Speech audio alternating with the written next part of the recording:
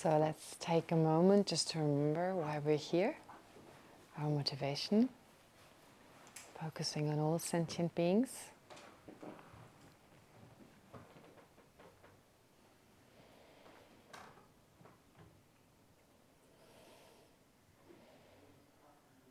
So to remember that we continue to study, reflect and meditate on this text for the benefit of all sentient beings.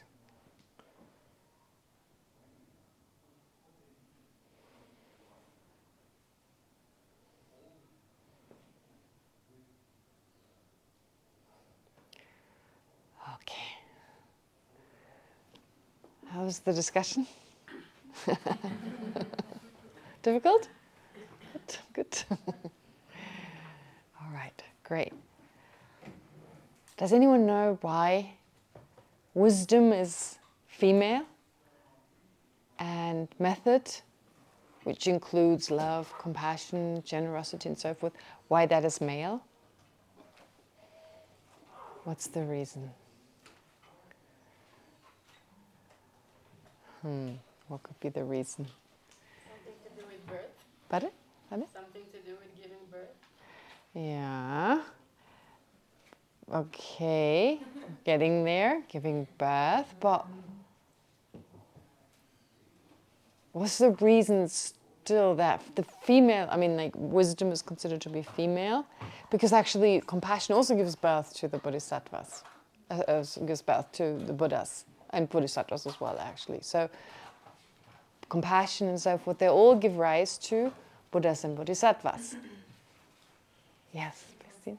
Wisdom is the mother from where everything comes out, and wisdom would be the mother from everything is born, like also compassion would be born out of wisdom.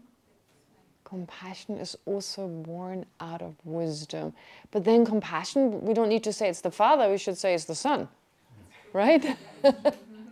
Right? So it also grows from wisdom. Yes? So it's female because it keeps it, the wisdom kind of... Keeps it all together. It's female because it keeps it all together, yeah. Okay. All right, that sounds really nice. Unfortunately, the reason is slightly different. It actually goes back... Oh yes, please. I would say because it's like everywhere, it is always present, wisdom. Okay, it's always... Is a mother always present? No, but I don't know, I relate the female is to...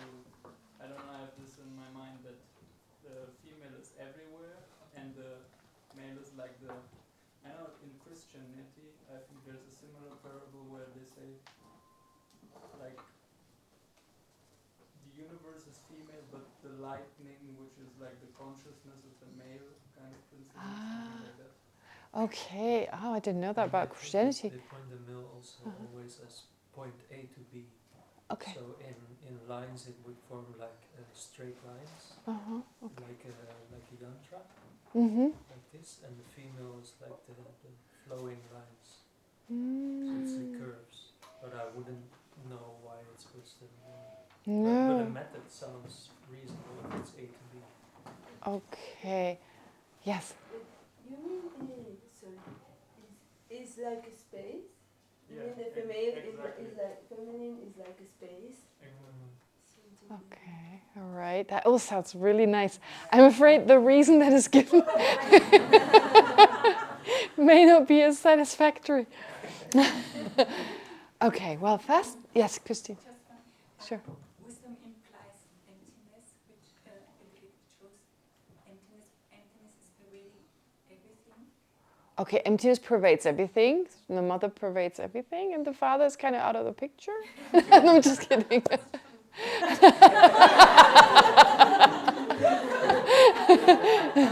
Yeah. The father would be like the consciousness which perceives it. The father is therefore, but actually the wisdom, which is the consciousness itself, Emptiness, I mean, emptiness not so much as wisdom is considered, the consciousness that perceives emptiness, that's considered to be female. Yeah. Anyway, I'll let you tell you. Or we can have a few more suggestions. I like your reasons a lot, more than, I mean, it kind of, the female gets away much better with that idea. But I mean, actually, no, there's a cultural reason for that. But in order to understand it, well, first of all, one thing I need to stress here is that whether your goal is liberation or your goal is enlightenment, so whether your goal is self-liberation or enlightenment, what you need is wisdom. The wisdom, the understanding is the same. It's the same. So even if you don't aim for full enlightenment, you don't aim for Buddhahood, which is of course much more difficult to attain, just being self-liberated, which is quicker. Still, in terms of attaining it from now, not being liberated until liberation, that is faster. So therefore, you still need wisdom. You still need wisdom. In both cases, you need to realize emptiness. That's important to understand. Also, a person who aims for self-liberation can actually be categorized into two. Someone called a hearer or Shravaka. It's one category of a person aiming for self-liberation, and a Pratyeka Buddha or solitary realizer. There's not enough time to describe the difference between you, but to say in a few words, one is more social than the other. I mean, solitary realizer, you kind of get, okay, more of like wants to figure it out on his or her own. Here are much more social, right? So there's more explanation, of course, to that, but still, yeah, that's kind of a rough distinction between the two. But no matter who you are, whether you're a hearer or you're a solitary realizer, to become self-liberated, you need to realize emptiness. There's no difference. So the difference really can only be the method. The difference between a bodhisattva on one hand, who strives not for self-liberation, but for full enlightenment, and hearers and solitary realizers on the other hand, the difference can only be from the point of view of method. Okay, now what is method? We don't talk like that, right? Wisdom, okay. But method? What are you talking about? What does method mean? Well, method, it's a little hard to define it. To say everything you need that is not part of wisdom, it's not that satisfactory. Everything you need to become self-liberated or enlightened that is not wisdom doesn't really explain what it means. But wisdom includes, of course, love, compassion, what else? Love, compassion, affection, altruism. All that is included in method. And these minds, if you look at their nature, they wish for something. They aspire something. They aspire to something. Love wishes for another person to be happy. Compassion wishes for another person to be free from suffering, for instance. So it's got this aspect of aspiring to something. And in order to go anywhere, if you want to go somewhere, if we have a spiritual goal, I mean not physically going somewhere, but we have a spiritual goal, we need to want to go there. That's the first step before taking the first step, right? I mean, first, I need to want to go there. The wish to become liberated. The wish to become enlightened. What is the mind called that is the wish to become enlightened? Bodhicitta. Very good. It's really, you're doing it for the benefit of all sentient beings, but nevertheless, that love and compassion you have for sentient beings precedes the wish to become enlightened. That's why it's all in our own hand. Basically, we first need to want to go there, and then we go towards that goal. It's like in everyday life. I want to go to university. I can't be successful in university if I don't want to go there, right? I mean, I could eventually feeling forced, etc. But the most successful kind of, I can only be the most successful if I really wish to be there and wish to study, and it comes from my own, it's my own drive that keeps me going. And therefore, in Buddhism, the method aspect doesn't just include love, compassion, and so forth, but also the aspiration to become liberated, for instance. Okay? So to become liberated, to become self-liberated, here it's not because all sentient beings, I want them to be free from suffering. I want myself to get out of it. I've got enough. I've got enough with samsara. I'm weary of this unsatisfactory situation where I constantly have to move from here to there not to experience problems, right? Constantly need to change the object. I need to eat when I'm hungry and then stop again, and then need to sleep and need to do, all these things I need to keep on my toes to not experience any problems. I'm tired of that, and I'm really tired of my self-cherishing. That's the main problem, really. So that is called renunciation. That's renunciation. That's that mind that wishes, based on the understanding of the shortcomings of samsara, that just wishes to be free from samsara. Okay? Again, it's part of the method. It's the first step towards liberation. So, therefore, it's this drive, in one case, the wish to be liberated, and in the other case, the wish to become fully enlightened. And that now uses the tool of the wisdom of realizing emptiness. That mind is now used to remove whatever you need to remove in order to fulfill your goal. If it's liberation, with the understanding of wisdom, you can remove the obstructions that prevent you from becoming liberated. It's through the power of this mind, of that aspiration, that renunciation, through the power of that, you use the wisdom realizing emptiness to remove what's in the way to reaching your goal. Right? It's a bit like the power in a vacuum cleaner. Right? If you put the vacuum cleaner on slightly low, then it removes whatever dirt is kind of visible. That's the dirt, that's the obstruction to liberation. So the aspiration is self-liberation, is from one person. Therefore, you don't need to remove as much. You don't need to remove as much. To become self-liberated, the obstructions are less. There's less to remove. You don't need as much electricity, as much power to get the vacuum cleaner to remove what's necessary. To become fully enlightened, you put the vacuum cleaner on high power. You need to remove more obstructions on your mind.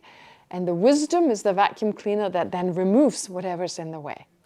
Right? So if you take the vacuum cleaner example, it's pretty bizarre, but it kind of works. There's enough similarity to use this as an analogy. Having said all that, let's go back to the Blessed Mother. It's nothing to do with vacuum cleaners. Mothers and vacuum cleaners, actually. No, it's not that. Oh gosh, yeah, the analogy, but I wasn't even thinking of that. But the point is this. Traditionally, in India, the lineage, for instance, the caste, so if you're part of a certain caste, the father is said to determine the specific caste. Whether it's a warrior caste or a royal caste or whatever, it's the father that determines. Okay? So let's say you have one mother and four fathers, right? So the four fathers, the children that are born from the four fathers, are the Hiras, solitary realizers, bodhisattvas, and Buddhas. They all arise from different fathers, different methods. Okay? Though Buddhas and Bodhisattvas actually could put in one category. All right, let's change it. 3 children, 3 fathers. Okay? Buddhas and Bodhisattvas, 1 father. Hearers and solitary realizers, another father. And so what is their goal? Do they want to become hero liberated beings? Do they want to become solitary realizer beings? Or do they want to become Buddhas? Is determined by your method, by your original aspiration. The mother is the same wisdom. Same wisdom that you need in order to become a hero arhat, which is the name of a person who becomes liberated, or a solitary realizer arhat, or Buddha. Okay? So it's determined by the father. The mother gives rise to all three. Mother is the wisdom in that she provides, there's no distinction in terms of the mother, because you need the mother in the same way. You have three different fathers, but you have one mother here. Does that make sense? So it's not like, oh wow, female wisdom, women are just wiser than... No, that's unfortunately not the reason. It's that ancient tradition. You need both father and mother. Just as you need father and mother, you need method and wisdom. But in this case, just as the lineage, and in the West it's the same, the family name is usually, there's nowadays in modern times there can be exceptions, but usually the name of the father is given to the children. I mean, even the wife takes on the name. So similarly in ancient India and in Tibet as well.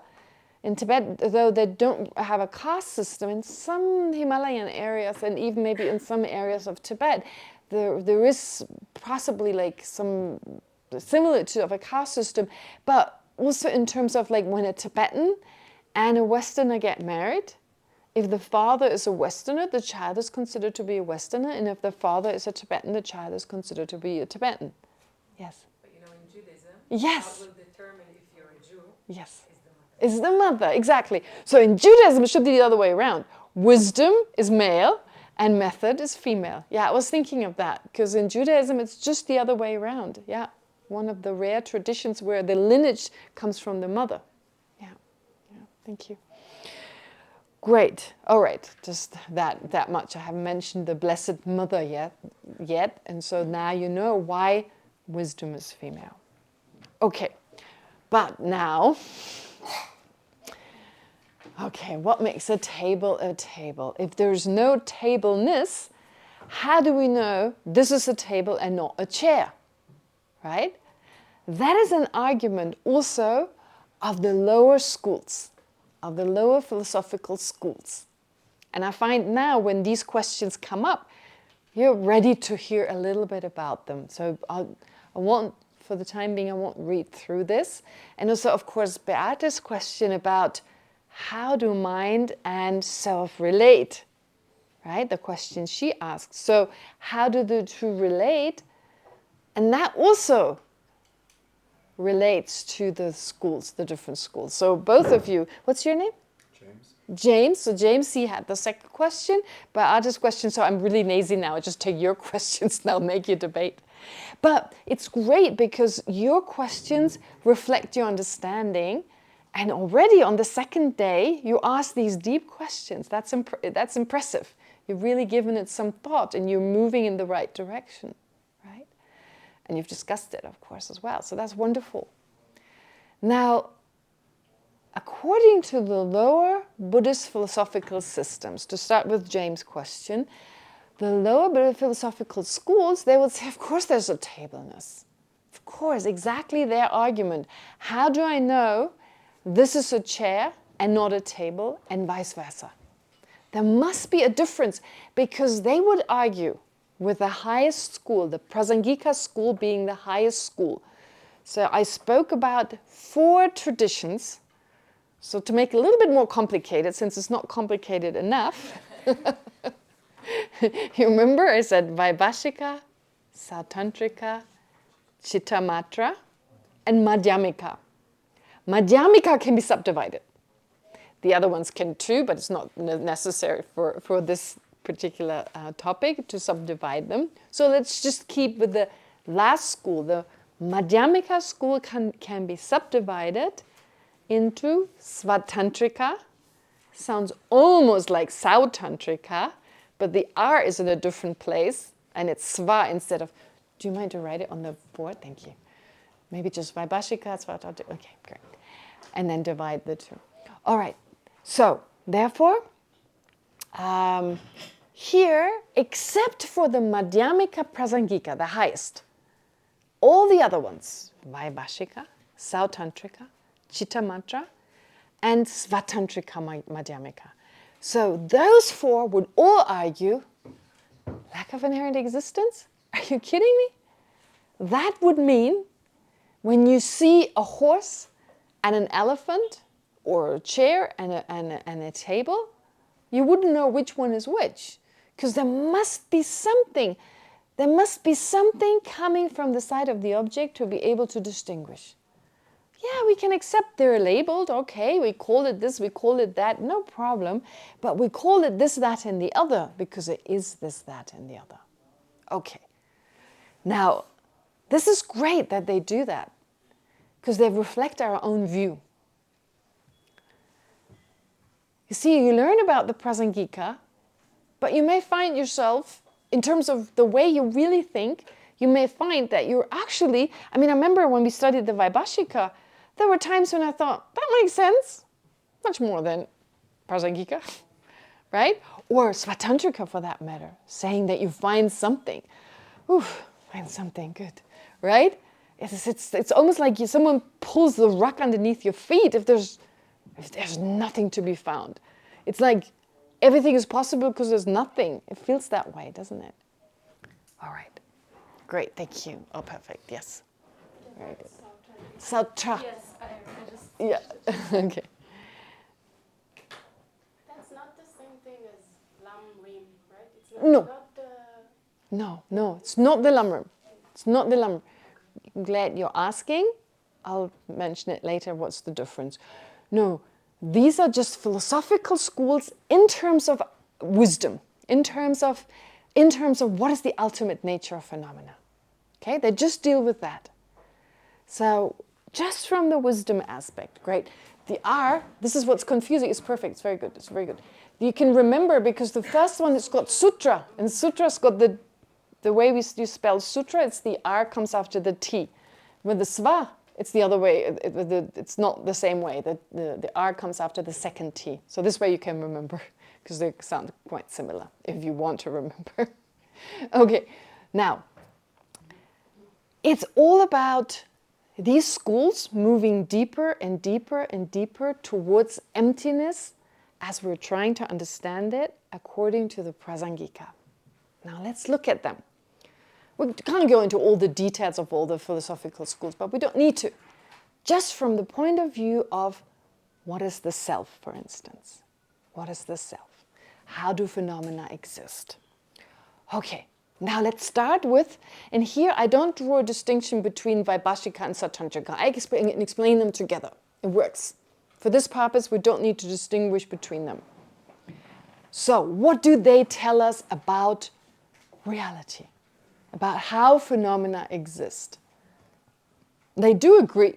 They do agree, like as the other schools do too, that we perceive the self in an exaggerated way. They totally agree with that. But they don't concern themselves with phenomena other than the self. The focus is mainly on the self, not on other phenomena.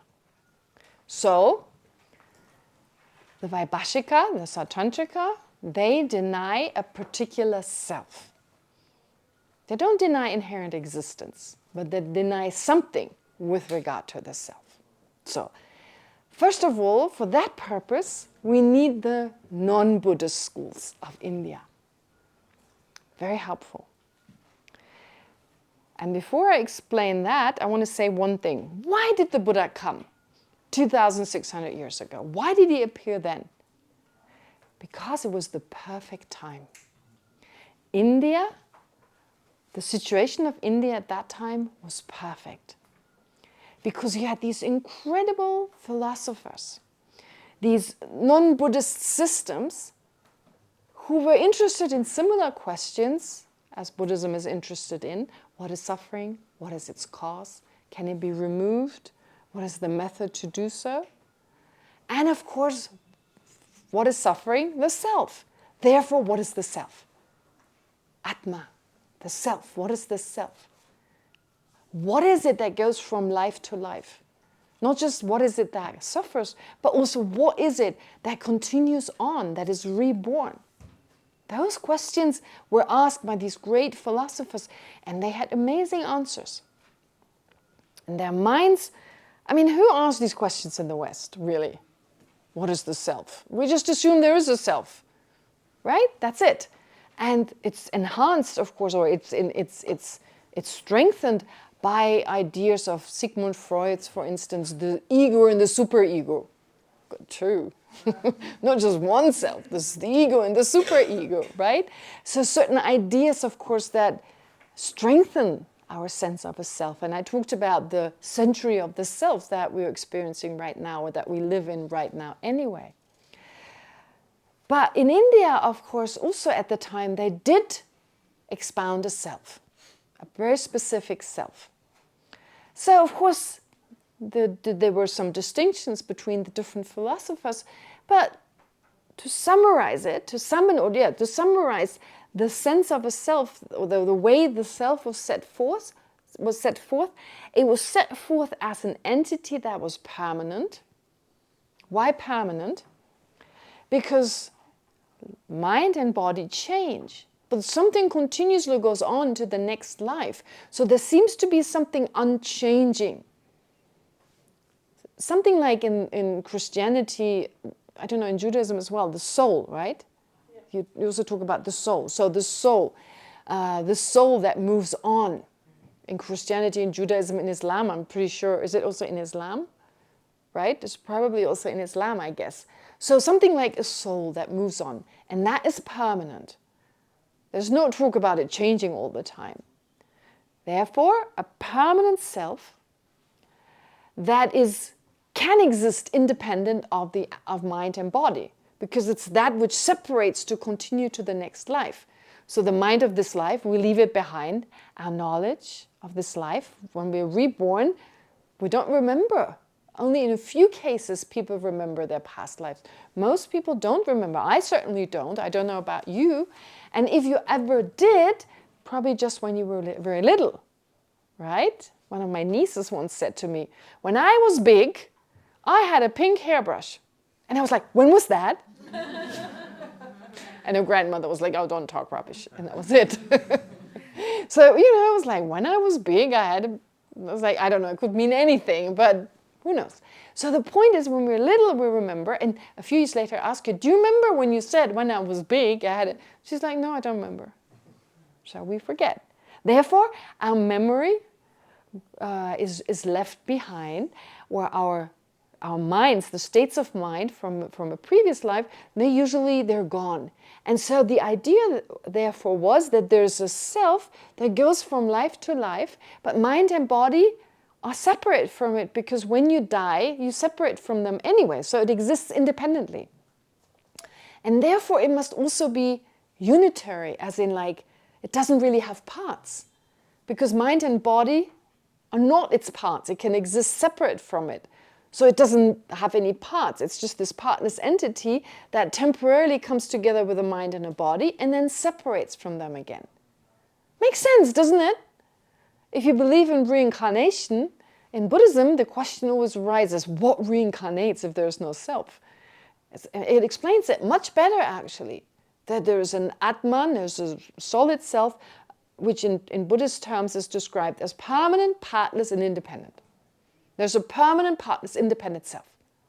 Okay. Taking that view, now the Vaibhashika and the Sautrantika, these philosophical schools, which the Buddha taught, would say such a self is not possible. They deny, first of all, such a self. So that's the distinction between Buddhist and non-Buddhist systems. Okay, just philosophically. And so, from a Buddhist point of view, there is no permanent, partless, independent self. Why permanent? Why not permanent? Well, how can I say I age? If the self doesn't age, if the self is always the same, then no matter how old I am, I'd always be the same. So like, how could I ever change if the self remains unchanging? Because permanent here means unchanging. Now, I'm not sure all the non-Buddhist schools explained it exactly, permanent, partless, independent self, but the point was mainly that the Vaibhashika and the Sautrantika would say there is not such a self. Now, what do we care? Well, we should. Because check your own perception of yourself. Check your sense of an I. The I that's now here, sitting there, wherever you sit, and the I that came into this room about half an hour ago. Does it feel like they're the same? Does it feel like it's the same? It's the same I. The I that came into this room. I'm saying, does it feel that way? I'm not asking you logically, right? Does it feel like, oh, that was the same I? Or let me ask you another question. Let's assume some guy called John. Is there anyone called John? No, John. John, the other week, insulted you badly. Insulted you badly. And you're still hurting inside. And today you meet John. Again. What is your thought? That's the guy who abused me. That's the guy who insulted me. That's him. As if now, John now, and last week's John were the same. I'm holding a grudge. Only because I feel last week's John and today's John are the same.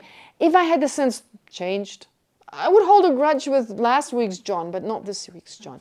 So there's a sense they're the same, right? They're the same. I'm think in my mind, last week's John and today's John are one, which by implication means they're permanent.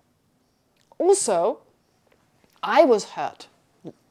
My last week's I was hurt, but I'm angry right now because hurting last week's I and hurting me is the same.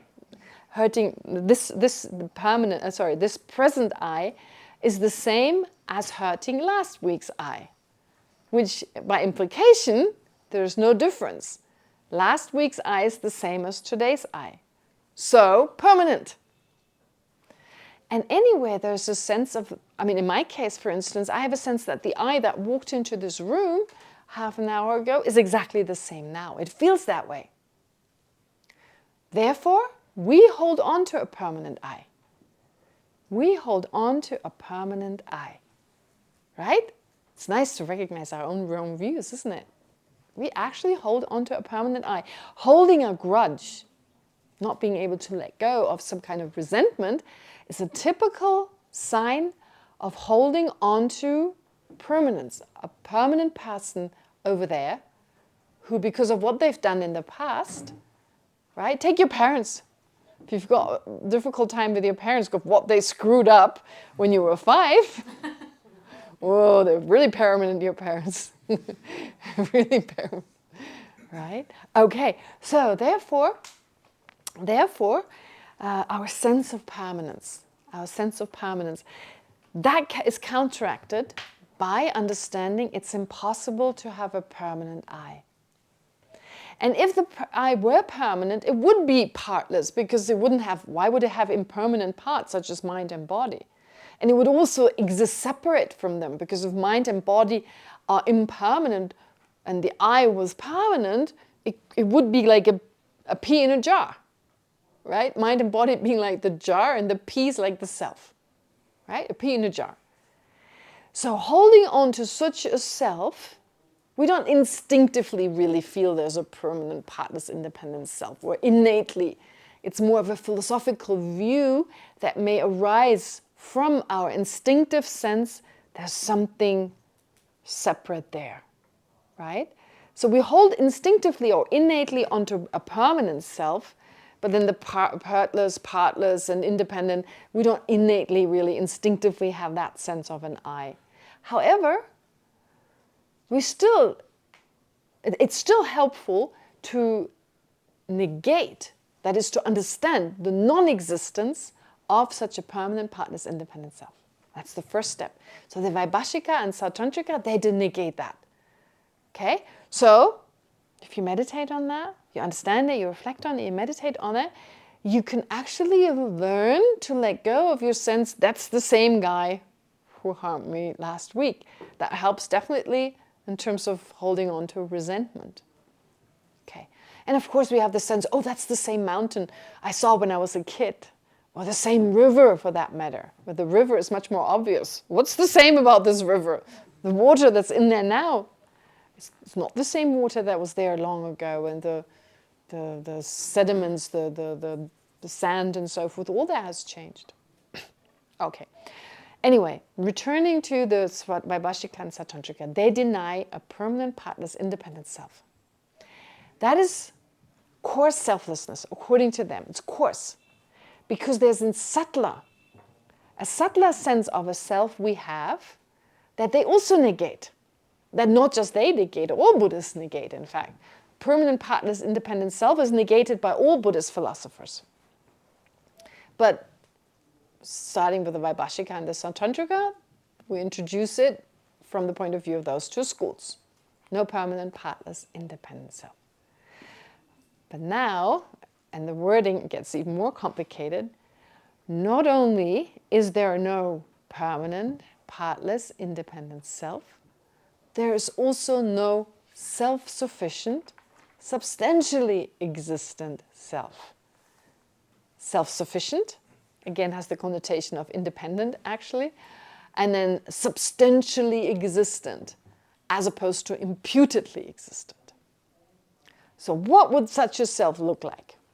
Okay, look at your own mind. See whether you recognize that view of yourself.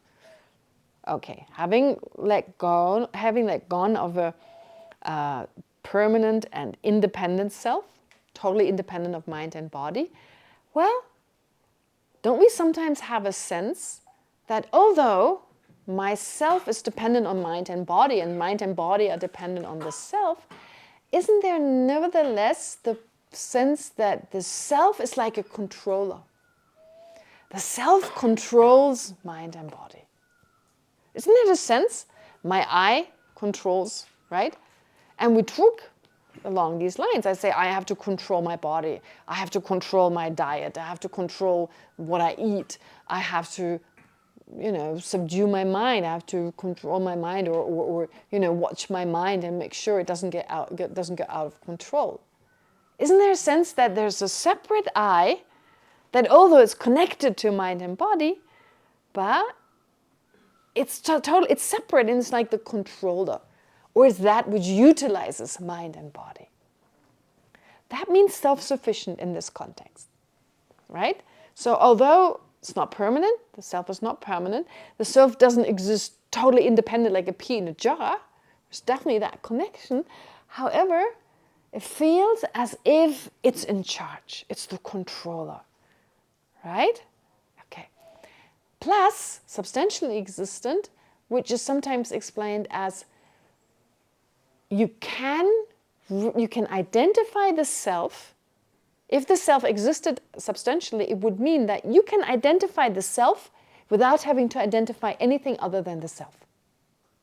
As if I can identify, if the self exists, so in order to identify it, I don't need to identify the mind or the body, I can identify just the self. Okay? That's how it feels. This is really there, I don't need anything else, I could easily identify it. So, it is the controller of mind and body, and you can identify it without needing to identify anything else. If that self existed, it would be self-sufficient, substantially existent. All right. So do we have that sense of a self sometimes? Of course we do, right? Okay, about identifying and so forth, I don't give it much thought.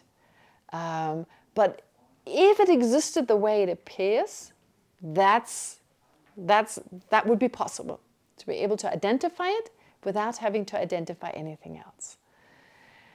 There's also another explanation that sometimes we may imagine, we may visualize, we look at another person, we look at their abilities, and we may wish, oh, may I be like them? Or wouldn't it be nice if I could switch with them? Right? I could switch, not like Freaky Friday or something, but where you just switch bodies, but also switch mind. You encounter someone, you want to be in their position, you want their body, and you want certain mental abilities. And you think, oh, wouldn't it be nice if I could switch? So as if that was possible, as if yourself could switch with the self of another person, and now you have the mind and body of another person. As if that was at all possible, right? That sense of just considering that possibility is based on a sense that there's a self-sufficient, substantially existent I. That's impossible. First of all, try to identify something without identifying its parts. Try to describe this room without using words other than this room. You can't, right? This room, you talk about the walls, the ceilings, the floor, the windows. You need to depend on something else in order to describe it. And when I ask you, do you see this room? And you respond in the positive saying yes. Well, strictly speaking, you always see something that is not this room. The walls are not this room. The ceiling is not this room. The floor is not this room. In fact, every time you see something, you always see some part of it. Because when you see the inside of a room, you don't see the outside of a room. But a room doesn't exist without its outside. Or without what's in these walls, for instance. Or let's take a table. If I ask you, do you see the table? And you respond in the positive, I'm asking you, you see the entire table? Do you see this side? No. So you only see a part of the table. You see something that's actually not a table. Wow, now it's getting really confusing. It's getting really confusing. So you're just seeing a part of the table. So how could you identify the table without identifying anything other than the table? Impossible. How can you see something? You always see something that's actually not a table. When I ask you to touch the table, you touch here or there. But that's not the table. That part is not the table. That part is not the table. So touch the table, the whole table. How are we going to do that? Right? It's actually not possible. But it seems it is. It seems it is. It seems you could actually identify the table somehow if you don't give it much thought. I don't want to get into analysis, because the moment you start analyzing, right, then things start to look differently. But in our daily life, we don't think much. Right? We have a quick thought, abuse me, jerk. Right away, there's like, we don't analyze, how does the jerk exist, permanent or not permanent? Same as mind and body or not. No. We just follow out the appearance of this person as a solid I that is controlling his or her actions, totally under control. How dare they, right? To abuse me. Am I angry with his words? No, mainly with him or her. As if there was some separate, we never give it some thought. We act right away and we get angry. And once we're angry, it goes on and on and on, and the balagan has started. Balagan. It's an Arabic word for mess, right? Like a mess. Yeah. I like that word, balagan. Anyway, all right. So, now it becomes clear, such a self-sufficient, substantially existent self is impossible. Again, we did the meditation yesterday. Did you find anything separate? Right? A controller? Even in neuroscience, when neuroscience was in the beginning, there was the assumption that there must be a control center in the brain. You know, like some kind of, like a control center that is responsible for all the actions of the other parts of the brain. And guess what? Now they realize there is none. No control center. They just work really nicely with each other. It's not like one is mainly in charge. Every one part has its own area that does its thing. But there's not like a little guy sitting in the center and kind of, pulling the controls or what have you. No. It feels that way in terms of our sense of I. Impossible. So, they all agree with this. They all agree with this. The Vaibhashika and the Satantrika school, they say that there is no permanent, partless, independent self, which is easier to understand than the fact that there's no self-sufficient, substantially existent self. But They don't really touch much more. They say everything else, the world objectively over there exists. Oof. Okay, I can deal with that self, but don't take away my sense of this objective world. So they don't discuss anything further. They say everything exists truly and objectively over there. Those are the first two schools. Now you've got the Chittamatra school. That goes from the extreme of everything exists truly, objectively over there, to another extreme, saying nothing exists out there. Nothing exists out there. It's all an appearance to our mind. We're all like dreaming. That's pretty extreme, isn't it? We go from everything is objectively over there to there's nothing out there. Remember I said to you, sometimes it's helpful to go from one extreme to a totally other extreme. To find the middle. Oops. Anyway, so the same you find here when you study Vaibhashika Svatantrika. It accords with our own sense, except for the self, but with regard to the external world, other people and so forth, that they exist over there and you don't need a mind. The mind is just there, yes. The mind helps us to recognize them, but it's not that they exist because there is a mind. The Chittamatra says there's only mind. It's only mind. The objects are not out there. We're just dreaming, like in a dream. The dream example, the dream analogy is considered very important. Because in a dream, of course, we know in a dream, they're just appearances of objects and they're not actually out there. I mean, if I dream there's an elephant in my room, there's no elephant in my room. There's a dream elephant that appears to my mind, but there's no actual elephant. So they say there's nothing that exists truly, objectively out there. But that's all they deny. Of course, there's more to the Chittamatra school, but we don't need to go further. And then you have the Madhyamika Svatantrika school. Okay, they can be subdivided, but I'm not going to go into that. But in general, they would say, especially the one that doesn't have the tendency that is like they don't tend towards the Chittamatra school. So there's the one that says, oh no, phenomena exist externally. There's an external world, but they don't exist truly, which means they don't exist independently of the mind. So although they exist externally, but they still need the mind. They still need to appear to the mind. So they exist over there and they appear to the mind. And do they exist inherently? Of course. You can find the object. When you look for it, you'll find it. Right? Now, the Prasangika school would then ask, what is it you find? And they have a hard time answering that. The Svatantrika, in their debate with the Prasangika, those very often, like a debate between the two is often expressed because they're so similar, quite similar actually. However, there's one great distinction which is the existence or non-existence of inherent existence. The Svatantrika say phenomena exist inherently.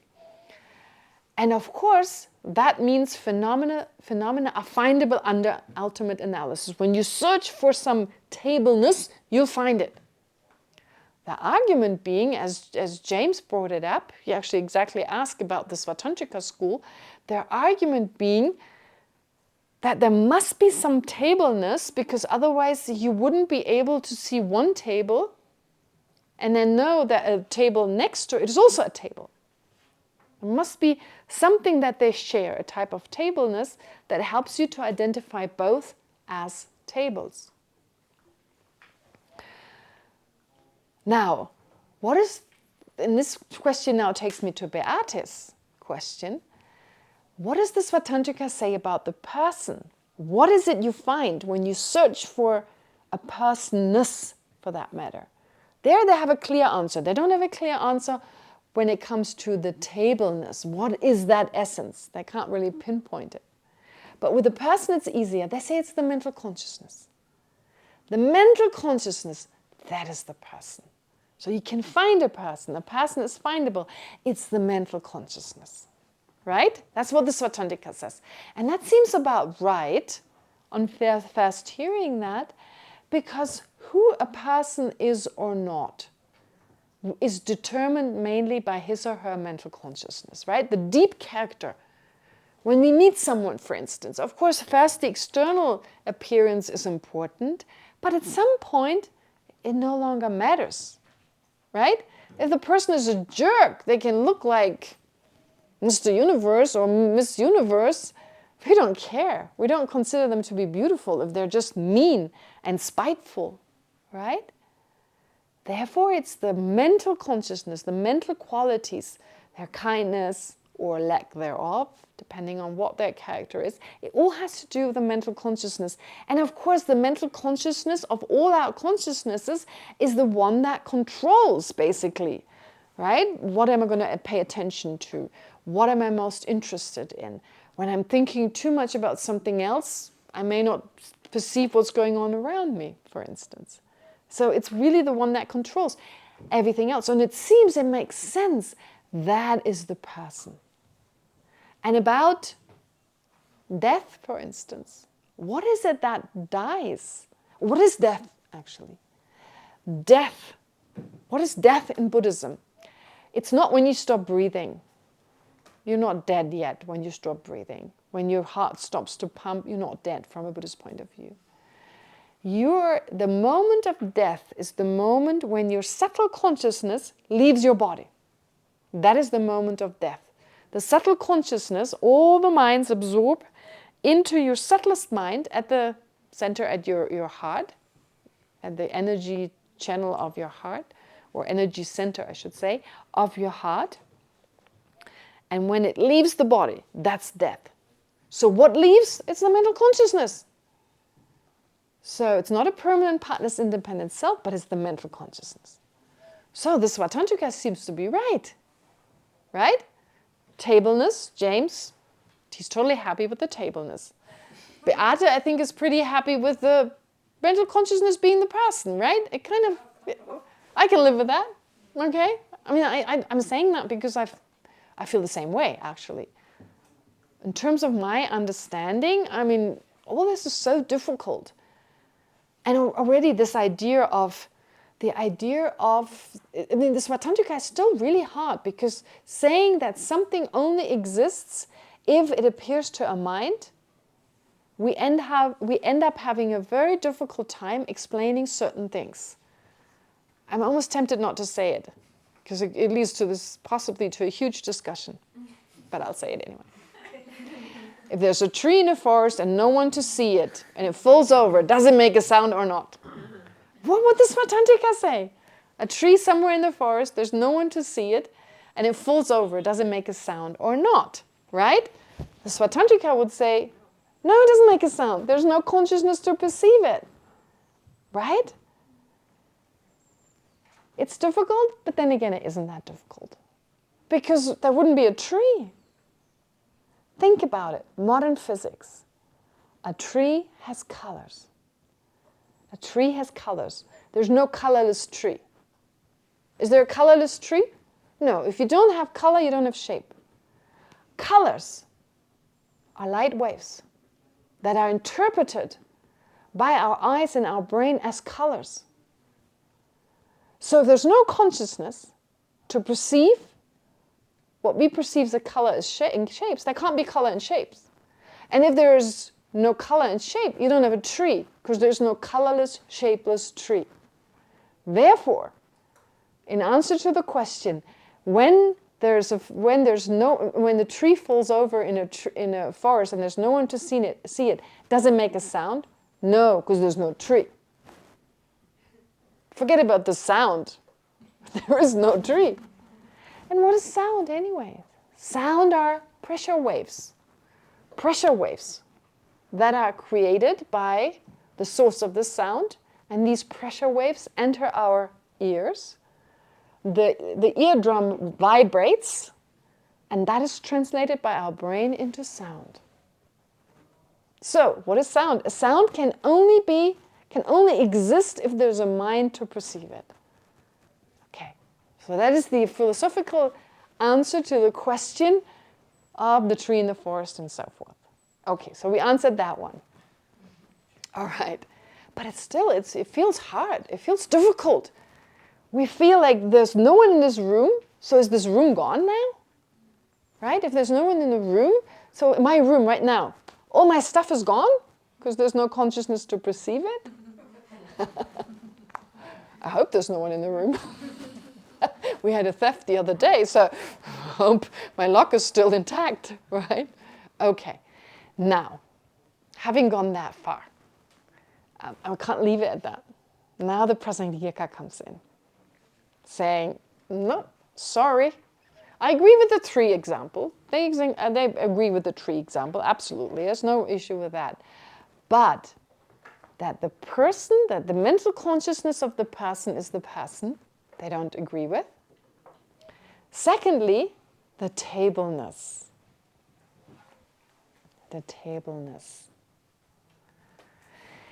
But I think it's better to finish this material, reading through it, and then I may ask you whether you find the solution. Will you agree? So without giving you the answer from the Prasangika school point of view, let's continue reading the material and see whether we find the answer. First of all, what are the two answers? Why the person is not the mental consciousness, according to the Prasangika school, and why there is no tableness. Okay. Can you say that again, please? Oh, it's gone. First of all, it's gone. Well, the discussion. So the first one was why the mental consciousness is not the person. Why our mental consciousness is not us. Our mental consciousness. So remember, the Svatantrika says, when you search for a person, you'll find something. It's the mental consciousness. If you search for an essence, it's all about an essence that makes me, me, and you. Right? Similar to the tableness issue. What makes a table, and a chair, a chair? If there's not something from the side of the object. What makes me, me, and you? If there's not something there, so the Svatantrika would say, my mental consciousness is not Beate's, and Beate's is not mine. Therefore, I exist inherently as me, and she exists inherently as her, because there's something inherent within her that can be found. That is her essence. That's her mental consciousness. So now, the same can be said for the table. There is some essence that can be found in the table that helps us to identify it as table versus a chair, for instance. Am I making sense? Can you all follow me? Okay, so you all feel like a Svatantrika person right now, right? Okay, Svatantrika it is. It feels right, doesn't it? Okay, so hold on to it. That's how we also learn it. We learn, for years we studied the Svatantrika school as part of the explicit, implicit meaning of the Perfection of Wisdom Sutras, which we study first for about 6 years. At that time, we think like a Svatantrika person. We're totally familiar with their views. We debate on the basis of their assertions.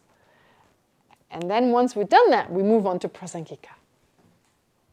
But it's good, we're so helpful. Our mind has become more flexible with regard to the idea, okay, you need a mind. You need a mind, you need a consciousness to perceive things. The forest and the sound, blah, idea, that has been solved. But there's still something there, okay? Right? There's still something there. I don't feel like someone pulls the rug under my feet, right? Doesn't feel like I'm losing the ground, basically. There's still something to hold on to. You see where I'm coming from? Our mind always needs to hold on to something. So don't take away too much, please. All right, but let's see. Having agreed, we are all Svatantrika right now. Let's continue to read. Ultimate analysis. Having identified the object of negation, so something findable, something that exists above the parts, more concrete, something findable, in other words.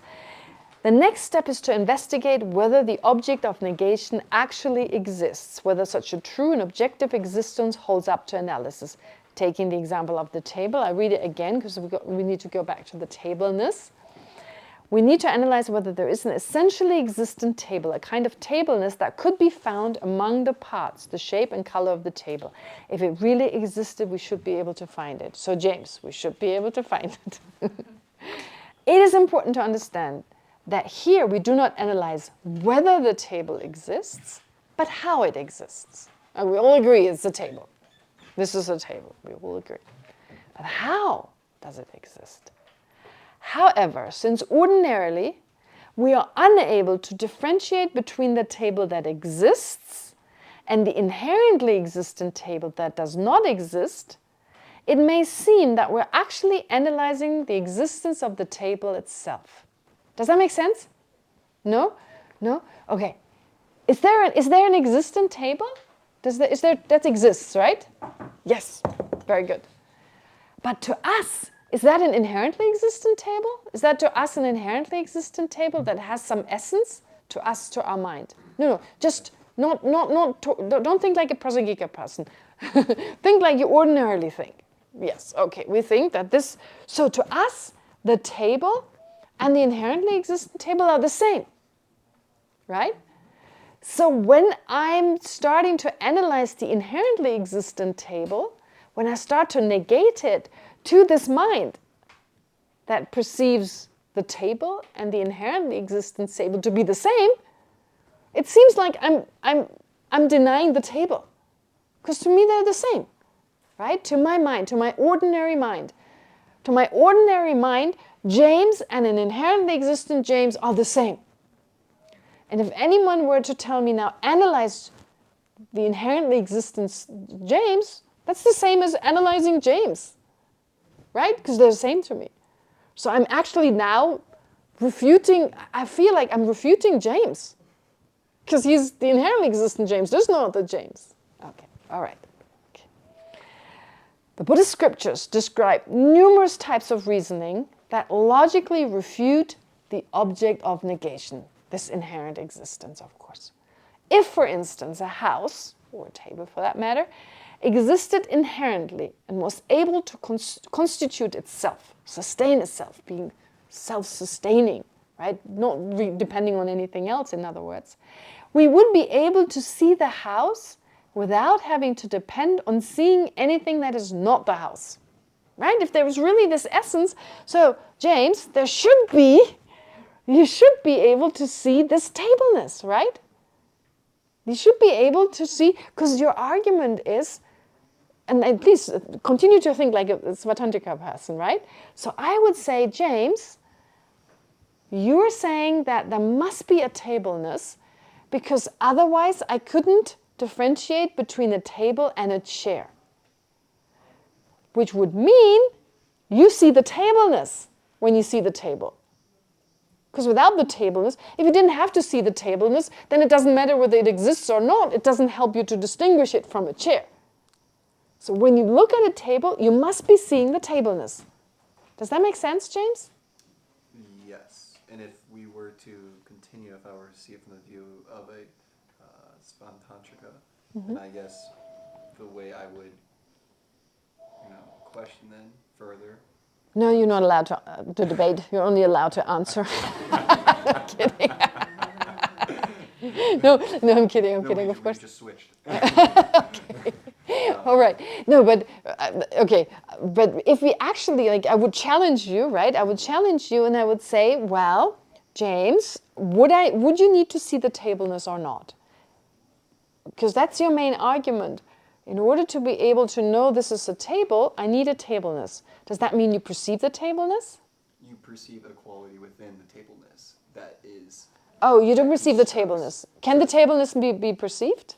The tableness is perceived by its parts, and through the parts in itself is something within it possesses the quality of tableness. Oh, yeah, that's great. But just say yes or no. Is the tableness perceived? Just say yes or no. Just say yes or no. It can only be one of the two, right? Either it's perceived or not. Would you agree? Either is or it's not, right? Is it or not? Just yes or no. No. Okay, no. Okay. Does anyone perceive the tableness? Can it be perceived? I'm not talking about its parts and its nature and all that. That's good, yeah. But that's not what I'm getting at. So can the tableness actually be perceived? So how do you know it exists? Why do you need it in order to know this is not a table?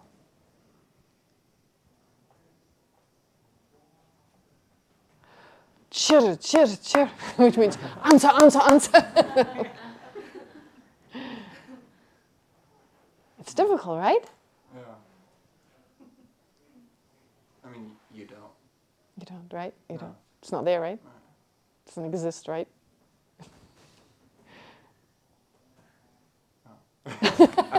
Well, let's continue reading, right? No, it's. I mean, my position is easier because I'm asking you to prove something that, from a present Giko school point of view, doesn't exist, right? Okay, but let's continue. Okay. So, if, for instance, a house existed in here and was able to constitute itself, sorry, I did this already.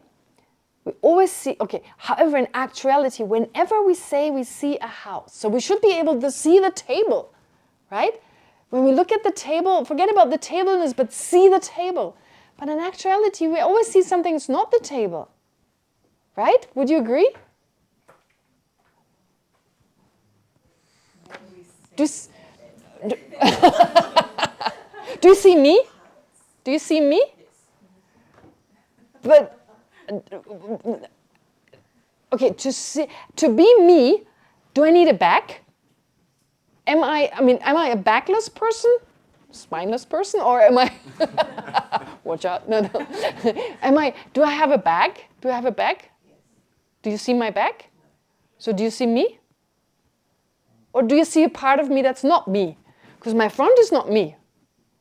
My front is not me, right? It's just a part of me. So my front is not me, yes or no? It's a part of me, I agree. But is my front? No. Do you see a part that's not me? No. You see me? You see me and a part of me? Do I see a part of you that is not you?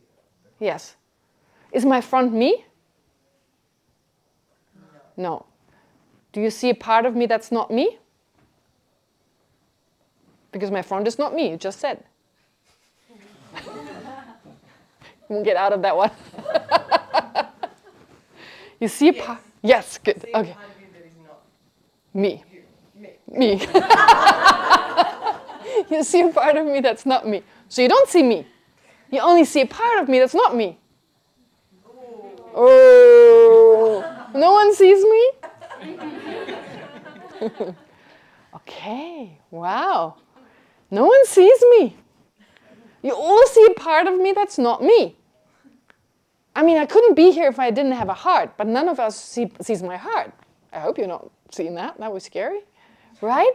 So, therefore, how can we say you see me? If I existed inherently, you would all be able to see me. You would be able to see me. Because you wouldn't depend on anything other than myself to see me. Right? Okay, this confusion is great. Yeah, don't get worried about that confusion. It's all part of it. It's supposed to arise. Yes, please? Just because I cannot see does not mean that the existence doesn't happen. Like, for example, if I do not No, I agree. No, look, you're totally right. But I'm asking you, do you see me? I see you, part of you, Okay. not entirely you. Do you see a part of me? Yes. Do you see me? Not entirely. No. Do you see me? Yes or no? Just yes or no. I don't see you, but that doesn't Okay, thank you. So you don't see me. Can you ever see me? no, but not by my eyes. Do you see anything? Not by my eyes, because the limitation of my eyes. So with your eyes, you don't see anything. I see part of anything which is in the entirety. Okay, but you don't see a table or me or... I see all of those things in the part, but not in the entirety. So, okay, you don't see a table. Yes or no? You don't see a table. By my eyes, I cannot see the Okay, entirety of the okay, so you don't see the table. Okay, great, that's good. That's very good. So we can all agree on that, right? We can all agree on that. So we don't see a table. You don't see me. Why is that? Why is that? You're totally right. I mean, it's so hard to actually say, no, I don't see you, I don't see. It's so difficult. It goes against everything we believe. That's why I keep, emphasizing it. I want you to say, yes, it's true. So how can we say, I see this, that, and the other? Why do we say that? Right? So let's just keep that question in the room. Is it wrong to say, in other words, I see a table? Is it wrong to say, I touch a table? It's not wrong, right? It's not wrong. Okay. Can we leave the questions a little bit? Is that okay? We'll leave them a little bit. I'll definitely make time for the questions. I'll just finish this and then you'll be the first who can ask, okay? Okay. All right, let's go on. The house consists of a collection of different parts assembled in a particular way. Yet, when looking at the house, it is impossible to perceive the totality of those parts, and that's the explanation now, because when seeing the front, we do not see the back, and when seeing the outside, we do not see the inside. Since the front, the back, the inside, and the outside of the house are not the house, we only perceive something that is not the house. The same applies to other phenomena such as the eye, the body, other people, trees, and so forth. All right, so this far, I think we all agree on it, on what is said here. Then, This is all Prasangika view? Yeah, this is all Prasangika. This is Prasangika view. So we're still trying to make sense of the view of the Svatantrika, or denying the Svatantrika based on what the Prasangika says. Furthermore, if an inherently existent house existed, it would have to be either one with its parts or different from its parts. There's no third possibility. Does that make sense? So either it's exactly one with its parts. If it existed inherently, it would be totally one with its parts, because if it existed inherently, it would exist independently. So if it's one with its parts, it's okay to say it depends on its parts, because the parts are itself. So either it's one with its parts, or it exists totally separate as independent of its parts. There's no other possibility. If the inherently existent house were different from its parts, it would have to be completely different, completely separate from its walls, roofs, windows, and so forth. In that case, the house would have to be findable after all its parts were removed. Does that make sense? So if it existed inherently, which means independent of me labeling and independent of anything, because it just is a house, it is a table, it's got this table-ness or this house-ness, then it wouldn't depend on its parts, so it could only be one with its parts, because it couldn't depend on anything that is not itself, so it would have to be the parts, or it would totally exist independently, and you could remove the parts and still have the house. Does that make sense? That logic? Yes? If it existed the way it appears. I know this is difficult, so don't be discouraged. There are different levels of understanding in this class. I know just from your questions that you have a different background. Some of you have more of a background and some have less. So don't be frustrated if those with more of a background seem to grasp it quicker. Just one day more of class, you grasp it better. Like I said, every day, right? You go a little deeper, a little deeper. Okay. All right. If on the other hand, if it were one with its parts, because that's what some people would say. All right. Let's say it's one with its parts. Let's say it's all its parts. Because separate is not possible. So some people like to think it's all its parts. Does that kind of, if you're only left with those two options, I guess the second option, you can remove its parts and you're left with a house, that's too absurd. That's really too absurd. So the other possibility would be it's one with its parts. Okay, that seems somehow more acceptable, but let's see whether that actually holds up. If on the other hand, if we're one with its parts, it would have to be utterly and in all ways one with its walls, roof, windows, and so on, and so forth and so on. Since those parts are a plurality, and not just one, the house would have to be a plural. And since the house is a single entity, the parts of the house would have to be singular. Because the parts are a plurality, they're more than one, but there's only one house. How can it be all its parts? Some people may argue, that the house is identical with the collection of the parts. The collection of the parts. It's not all the parts, it's the collection of the parts. Okay? That's a popular argument. That is to say that the house is all of its parts assembled in a particular way. All right? So we're still with this question, what is the house? Right? We don't disagree that there is a house, but what makes the house the house? How does the house exist? Now let me just remind you, some of you may think, oh, what the heck, what do I care? I buy a house and I live in it, so I'm never going to ask, right? Okay. Yes, we deal with something really, I mean, houses are not a major concern. We don't kill for houses as much as we would kill for the eye. But of course, we are less familiar. We do obsess about the eye, yes, we do, but we don't spend much time reflecting on how it exists. We know much better what a house looks like than the eye. Do you agree? So this analysis, we train our mind in this analysis using something that is really not important, which is a house. Unless you're really attached to your own house, then it may help. But just another person's house, you couldn't care less. But the analysis is easier. And once you know the reasoning that is applied here, once you're familiar with it, or every step makes sense, what of course you do then is you focus on yourself. You focus on the I and go, where's the I?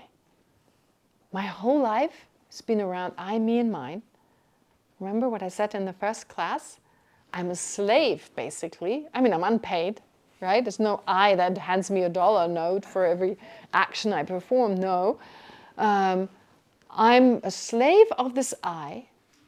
I'm constantly trying to control the situation around me to be gratified, to gratify the I, to satisfy the I, to get what the I want, to avoid what the I doesn't want, and so forth. So what is that I? I never questioned it. I just assume it's there, right? As I said, we sometimes take off to find ourselves, but I haven't met anyone who's ever said, I found myself, right? So you went to Thailand, did you find yourself? No. Yeah, maybe you know what you want now. That's something else, that's your wish. You know what you want to do with your life, or you know what you like and dislike, but that's not you. Those are your likes and dislikes.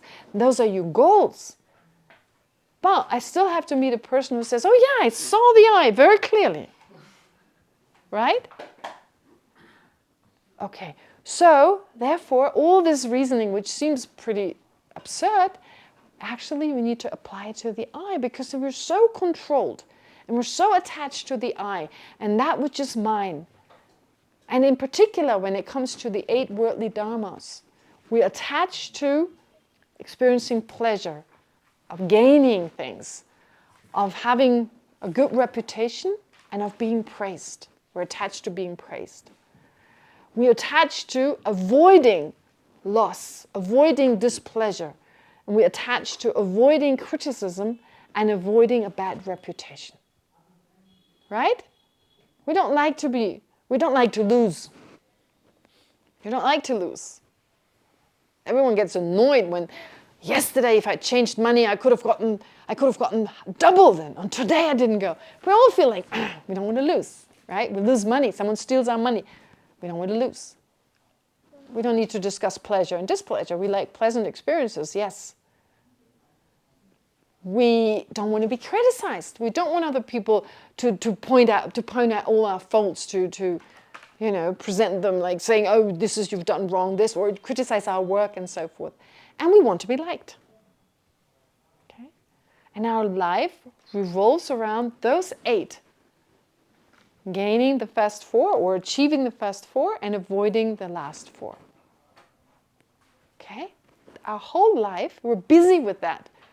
We're so busy.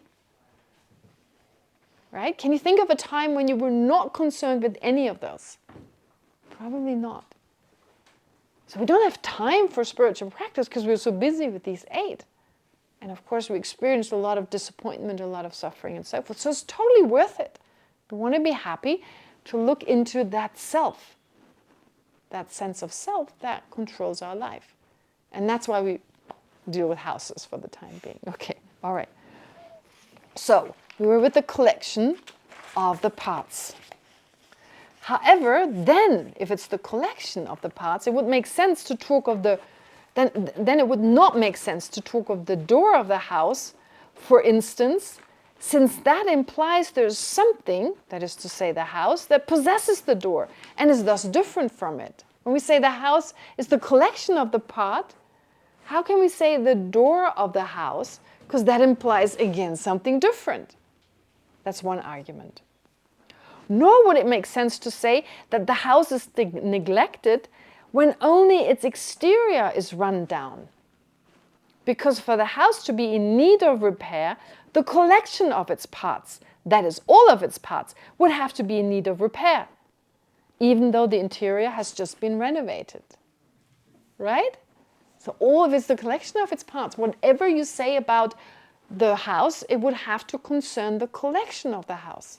And we end up again not seeing the house, because we never see the collection of the parts. We only ever see some of the collection of the parts, but we never see all the parts. Same problem again. This type of analysis is called ultimate analysis, because it searches for a phenomenon's inherent existence, but instead finds the phenomenon's deepest level of existence, its emptiness or lack or absence of inherent existence. So with ultimate analysis, you look for something concrete, something the way it appears to us, but you only ever find the absence of that. That's why it's so weird in the beginning. We're so used to searching for something and finding something. But in this case, we find an absence. And that is negating inherent existence. Now, a lot of people believe that you cannot know a negative. Well, you can know that inherent existence is just not there. It doesn't exist. And emptiness is just another way of saying exactly that. Emptiness, being empty means not being. So being empty of inherent existence is the same as saying not inherently existent. Okay? So the emptiness is that state of notness. Oh, that sounds weird. Better say emptiness. Right? Emptiness is that absence of inherent existence. And we can come to understand it when we come to understand that it just cannot be found. There's non-findability. But that's not enough. Why? Because we need to still account for the appearances. We still need to account for the fact that a house exists conventionally and it's dependently risen. Only when it makes sense to us that it's dependently risen, that there is a house, a conventional house that is dependently risen, but that it doesn't exist inherently while it exists conventionally, only then we have fully understood emptiness. Just the non-findability is said to be not that difficult. It's not that difficult to not find the table. But to be satisfied with the table nonetheless performing a function, performing the function of holding objects, of appearing and so forth, based on the fact that it's dependently risen, if you can bring the two together without seeing any contradiction, that's when you understand emptiness. So it's important to now explain dependent arising. So this type of analysis is called ultimate analysis and so forth. So it's emptiness. Having thus negated the way phenomena do not exist, we need to posit the way they do exist in order not to fall into the extreme of nihilism. Still, as I said, account for the fact that they appear and that they are said to conventionally exist. For even though phenomena do not exist by way of their own character and from their own side, they nevertheless exist. Oh, this is a mistake. It shouldn't be. They never exist. There's an S. It should go. Anyway, never mind. It's a typo. The way they exist, again, I've got the S, is explained in the context of explaining dependent arising. Dependent arising. So the Tibetan term for dependent arising, tendel, or pratitya samuppada in Sanskrit, is the abbreviated form of, in Tibetan, tenjin dawa junga. Since it's not easy to literally translate it, a translation of each word may help to get a better sense of its meaning. Then, depend or rely, jing and then connect, relate, and arise. So in other words, Tenjin Dawa Juma can be translated as that which arises as a phenomenon that is connected and dependent on other phenomena. That which arises, that which exists or arises, well, in order to exist, of course, it needs to come into existence. So that which arises as a phenomenon that is connected and dependent on other phenomena. So all phenomena exist in that way. They're dependent and related, connected to other phenomena. All phenomena. The more common translation is dependent arising or dependent origination. Phenomena exist because they're dependent arisings. That is, they are connected to and dependent on a myriad of other phenomena. Taking the example of a flower, okay, now it's not the house, but a flower, using a different example. There are numerous different phenomena that a flower is connected to and depends on, and which are responsible for the existence of the flower. The phenomena can be classified into 3 categories: causes and conditions, parts, and designation by name and thought. So a flower depends on these 3 parts. Okay, so I'm wondering whether I should give you an example that illustrates how an understanding of these 3 helps us to overcome our afflictions. I'll give you the example of an interview I once listened to. That really brought it home to me, these 3. For instance, this interview was about a serial killer, a lady, who had killed, I think, her own children, and I think she also killed other people as well. So when you hear about this woman, you go like, ugh, the devil, evil person. You hear what she's done to other people, terrible, what she's done to other families, what she's done to her family. So the suffering she created. And watch your own mind when you hear this. Just watch your own mind.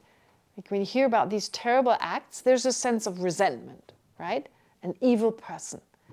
Forget about the Buddhist sense, just the ordinary sense without bringing Buddhism in, like the ordinary sense. I want to get back to this ordinary sense of reality. Oh, that's an evil person. Don't want anything to do with them. I hope they lock her away and throw away the key, kind of thing, right? Okay. And the interview was with a person who spent a lot of time with her. He was one of the psychologists in prison. I don't remember the exact background. But anyway, she did something very interesting. She presented these 3 types of dependence. And my feeling towards this person changed. What did she say first? She said, you have no idea what she went through. The causes and conditions that turned her into a serial killer, and told her story, which was so horrific. Her mother sold her as a toddler, and she was raped and abused from the age of 1 or 2. Terrible. So the sense she's this evil person that just exists inherently as an evil person, it was weakened by like, okay, we call her evil, her actions are evil, but there are causes and conditions that gave rise to it. So my feeling towards her sense of just resentment, like, right? It was dampened, it was weakened by hearing the causes and conditions. And then the lady continued on, she said, well, I've met her in a different way. She's also got a lot of kindness. Yes, she's killed these people, no doubt about it. But I spent a lot of time with her and I saw another side to her. Dependence on parts. We're not just our negativities. I don't want to be identified just by my negativities, right? If someone kind of just criticizes me, I want to say, excuse me, I've got another side. I'm not defined by my faults. No one wants to be defined. So everyone knows they have, of course, negative sides. They make mistakes. But is there anyone who's purely evil and has no good qualities? Well, there are people who have more faults and more negativities. But to find someone who's purely evil, someone who is no Buddha nature anyway, right? It's impossible. So everything is dependent on many parts. But when we perceive a person to be evil or have this resentment, first of all, we ignore the causes and conditions. It's almost like they were always like that. They were born like that. We have that sense. And they're defined by their badness. They cannot be anything else. Okay? And we have these extreme views. Sometimes it's very sad when people fall into, what do you call that, into disgrace, right? Because of one action and everything else they've done before is gone. That is actually quite sad. And we can't benefit from their positive actions because that's totally ignored. So we just focus on one aspect. Again, our sense of inherent existence, which leads to this exaggerated sense that the whole person is negative. We can no longer see the entire person. It's like there's a projection. I don't know whether you've ever noticed His Holiness the Dalai Lama talking about a scientist, a behavioral and cognitive psychologist called Aaron Beck. His Holiness mentioned him many years, Aaron Beck. He always mentions him. Actually, I looked him up. He passed away, unfortunately, in 2021 at the age of 100. So he lived up to, he became quite old. He is said to be the father of behavioral and cognitive psychology. So a very important person, an American. And he had a meeting with His Holiness. And he said to His Holiness, when we get angry, and anger also includes states of mind such as aversion, resentment, and so forth. Those are similar types of mind. What 10% of the negativity, right? I should say, put it differently. It's 100% of the 100% of negativity we perceive. 90% are projection. That's what this psychologist found. That is exactly what the Buddha said. We totally exaggerate. The way it's put in Tibetan is the negativity the negativity we perceive goes far beyond the negativity that is there. Okay? They don't put it into percentages, but yes, so this psychologist told His Holiness that 90% of what we perceive, the negativity, is a projection. Which, of course, if you see it 100%, there's no more room for any good qualities. There's no room. So we exaggerate. We talked about this previously. Now, if we see the parts, if we see the more of those parts, then we come to see, yeah, there's that aspect, but there's much more to the person. So, in this case, going back to the serial killer, with this explanation, my sense of her being evil and my resentment were further weakened. And then she said, it's almost like she was a hired Buddhist. Then she said, this person, she said, and I realized some people see her as an enemy, but to me she became a friend. I consider her a friend. I label her a friend. And apparently she was also close to someone else, I forget, her sister. And she said her sister really loves her. Her sister loved her. To her sister, she's a very important person. So I realized her conclusion was, I think it was all about having whether she should be executed or not. And this psychologist was against it. She said, we cannot execute her because she's not pure evil. The causes, the parts, and the different perspectives. To one person, she's a lovable sister. She's an important part of their life. She's become my friend. So it's not as black and white as it seems. I thought, wow, that is the most beautiful explanation of the 3 types of dependent arising that help us to get rid of our resentment, for instance, for a particular person. Right? And so, how do we get rid of that? Because our sense of solidity, of concreteness, that gets deflated, that gets weakened. Does that make sense? Yeah. Anyway, I wanted to give you this example because that's a day-to-day example. That is something we can relate to. So the 3 types of dependent arisings, not only do they directly oppose our sense of inherent existence, but even without reflecting on that, automatically our afflictions with regard to a particular object, when reflecting on its dependent arising in that way, they get weakened at least. Right? Weakened to a large degree, and that's, of course, very beneficial. And again, creates more room for inner peace and happiness, because our afflictions create so much suffering. Okay, anyway, based on what I just said, you can see this little chart thing, which is the dependence by way of 3 aspects, which also includes a dependence, which hasn't been mentioned yet, mutual dependence. Mutual dependence. Sometimes people add that as a 4th category. Mutual dependence. What does that mean, mutual dependence? Long is dependent on short, short is dependent on long. Right? Hot is dependent on cold, cold is dependent on hot. Okay. Anyway, we'll get to this more when we'll see at the very end. You've got this pencil. Page 9. The pencil, the matchstick, and I could only find a ladle. A ladle. I could only find a ladle. I couldn't find a picture of a broomstick, otherwise I would have put it next to it. So it's long in relation to something shorter, and it's short in relation to something longer. That's also part of dependence. Okay? All right, it's really complicated. I meant to take some questions. I totally forgot at the beginning of class. I forgot it, and then I was going to do it at the end of class, and again I forgot. And now it's time for the break, and then it's time for the meditation. Now, maybe as an alternative, you take a 10-minute break, you race to the loo, do a speed pee, come back, and we have some questions and then a meditation. How about that? Okay, great.